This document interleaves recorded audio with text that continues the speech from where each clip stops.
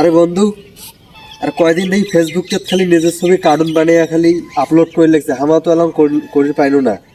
আরে হ্যাঁ বন্ধু রে, আমিও দেখলাম এরকম। তা কেমন করি এখানে কার্টুন বানায় না সার্চ দাও, দেখো কিভাবে কার্টুন বানায় নিজের ছবি দিয়ে। একটু কি আসিল? এই তো পাশি পাশি, এই তো আসছে আস্তে আস্তে। এটা নাম চাচ্ছ? আসসালামু আলাইকুম। সালাম, কি অবস্থা?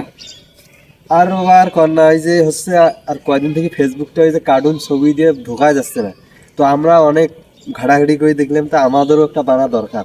আস্তাগফিরুল্লাহ, আপনারা এটা কি বলতেছেন? কি বলেন? আস্তাক ফুল, এখানে আস্তাক ফুলের কি?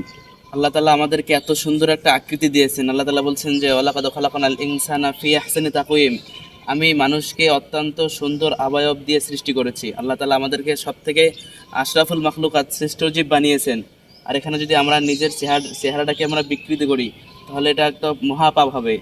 আসলে আমরা এটা থেকে আমরা বিরত থাকি ইনশাআল্লাহ। আস্তাগফিরুল্লাহ, আস্তাগফিরুল্লাহ। আমি তো এখনই করে ফেলতাম, আপনি না আসলে তো আপনি আমাদেরকে অনেক গুনাহ থেকে বাঁচালেন হুজুর। ধন্যবাদ। আপনার আপনি দীর্ঘ হায়াত দান করুক আল্লাহ আমিন তাআলা। আমিন আমিন।